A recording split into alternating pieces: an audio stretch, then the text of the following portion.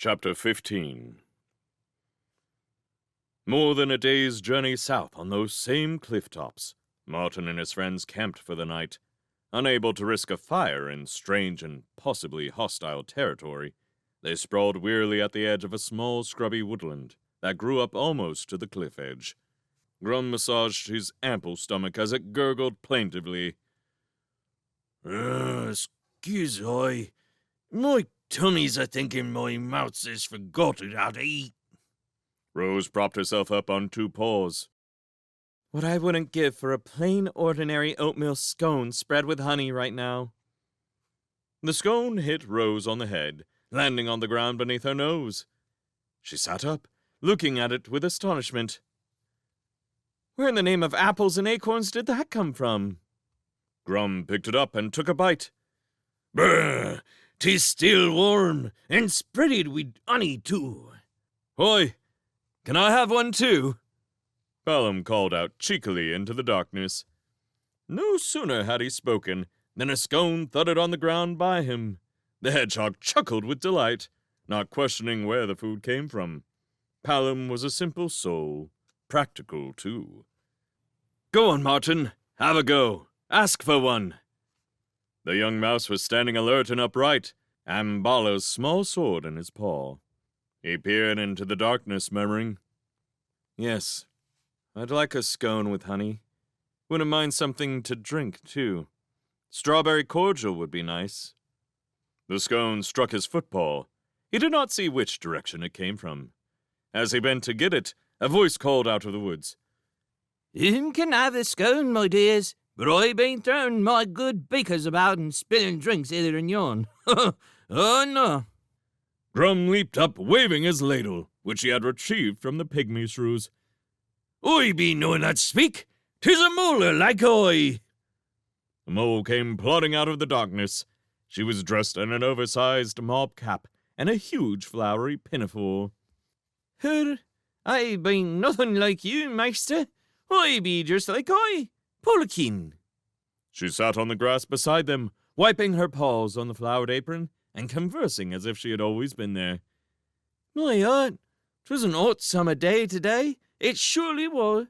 I was gathering up his scones after cooling him off in his shade, when I hears some beast a-longing for scones, so I throwed him some. Rose laughed her merry, twinkling laugh.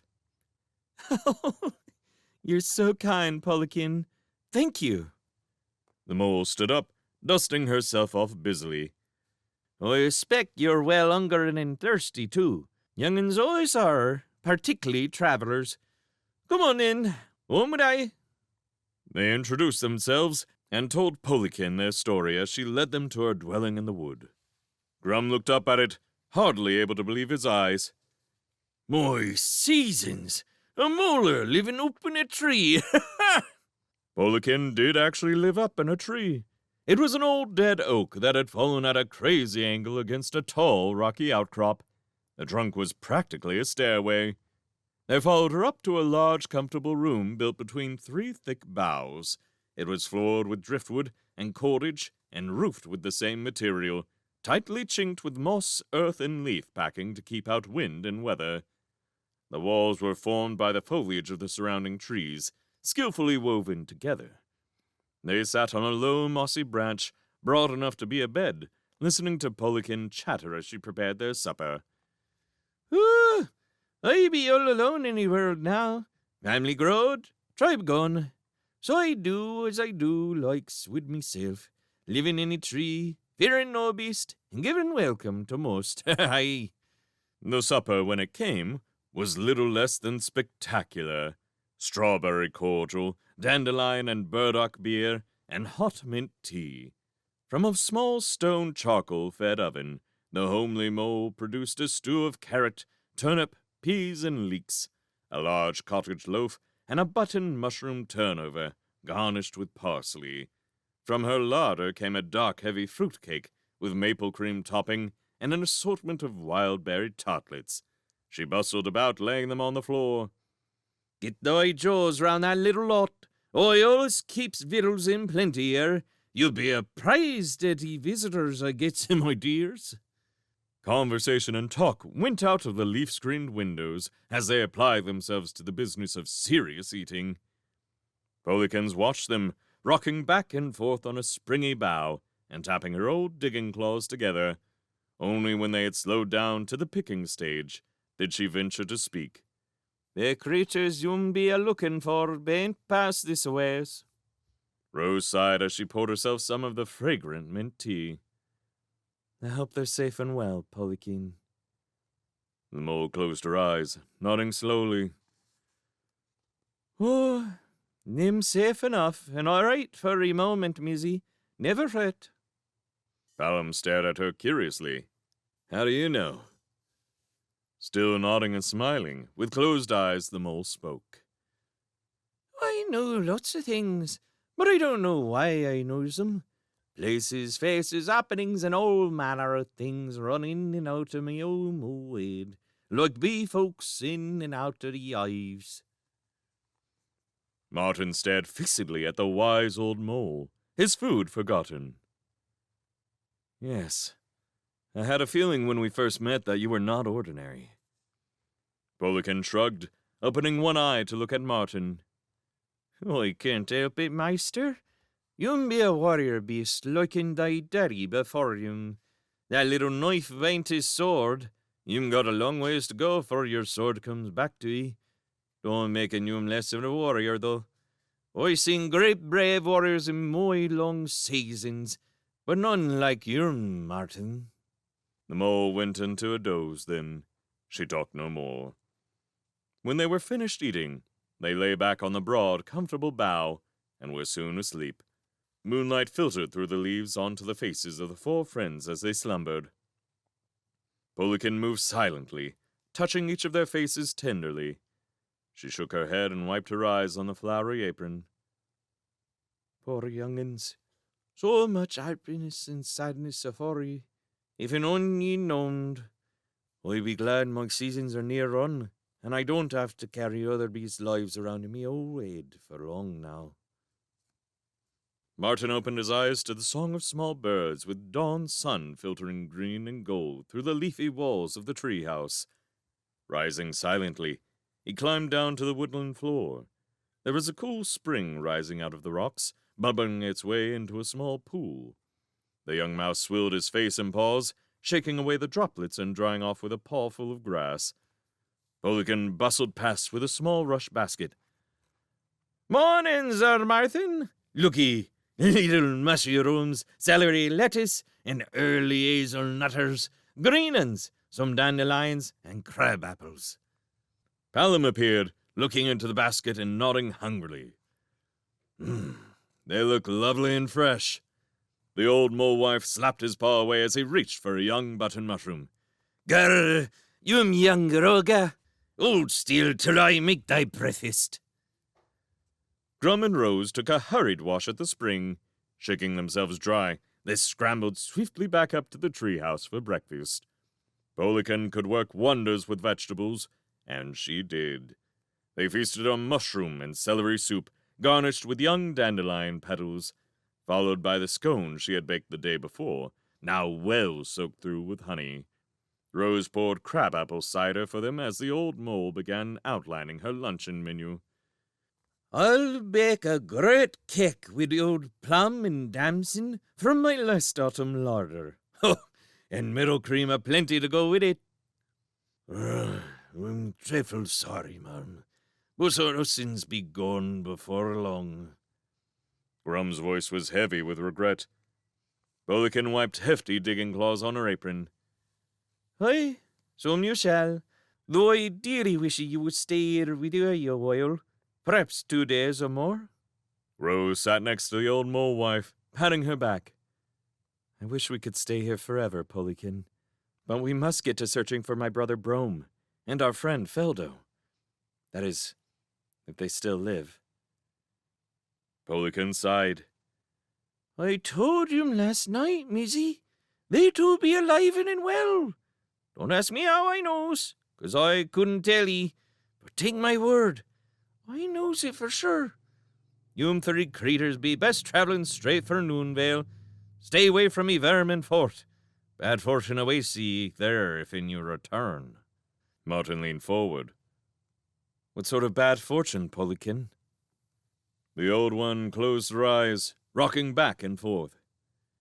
Nay, sir, Martin, 'tis not for I to say. Listen, I be a telling lies, and me old memory be playing tricks like it does sometimes. The friends did not pursue the question further, though Rose had a request to make of Polikin. You told us to travel to Noonvale. I, for one, think it a good idea. But I'm afraid I haven't the foggiest idea where it is from here. We're completely lost. Can you help us? The mole opened her eyes. Moving slowly about, she began rummaging through her larders and stores. I'm no good at marking and making writing, Mizzy. Take this and mark as I say while I make up thy supplies. Rose took the proffered bark cloth and charcoal stick. With great care, the mousemaid wrote everything down, sometimes making Polikin repeat things 2 or 3 times until she was satisfied. The old mole wife gave out her instructions almost grudgingly as she went about the business of making up 4 packs of provisions. Palom watched her, shaking his head and smiling fondly. What a wonderful old mole wife! I bet even squidgies would be nice to her. My heart and stomach is longing to stay longer in this place with Polikin, but we've got to go. Still, I'll make myself a promise by my spikes that I'll return here some day and taste her cooking again. Mid-morning sunlight lanced through the gently swaying foliage as Polikin wandered silently off to replenish her larders. The 4 friends sat studying the message she had dictated to Rose. Grum smiled sheepishly. I'm dreadful ignorant at wording, Miss Roser. Can you read it to I? Rose read the message slowly. Follow your front shadow. Do not stop till you reach the one with dead 3 top. See the twin paths. Beware of one. Sweet as the spreading atop of a scone. Camp close by night. Watch out by day. For the 3-eyed one who bars the way. More you will not learn until meeting the warden of Marshwood Hill. Martin scratched his chin thoughtfully. I wish Polikin would have explained it a little clearer. Rose shrugged. She doesn't want us to go. The poor old creature loves to have company. However, knowing that we must carry on and find Noonvale, she did the best she could with her rhyme. Let's take it a bit at a time as we go. Follow your front shadow, do not stop. What in the name of seasons is a front shadow? Palom shouldered his pack. I think it's when the sun is at our back, and the shadow we throw is in front of us. Come on, let's make a start. Now let me see. He looked up at the sun, calculating which way it would travel. This way, straight into the woodland. In 2 hours the sun will be at our backs. Grum picked up his pack reluctantly. But where's Miss Polikin? Rose pointed into the scrubby thickness surrounding them. Somewhere in there, having a quiet sulk, I shouldn't wonder. Well, I don't blame her. I feel pretty bad about leaving here myself. But we must go.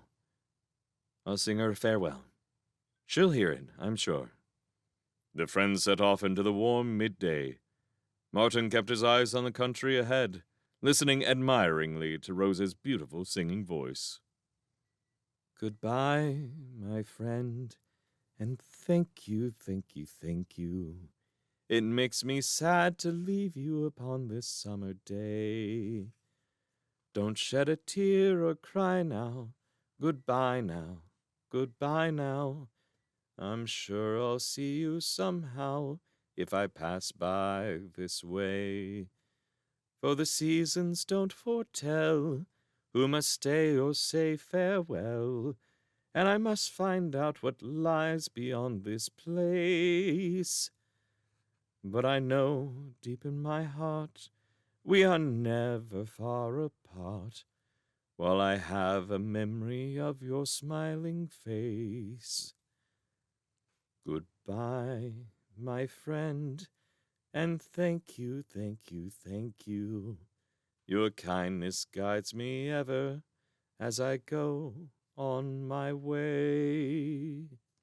Grum sniffed, wiping away huge rolling tears as they pressed into the leafy fastness.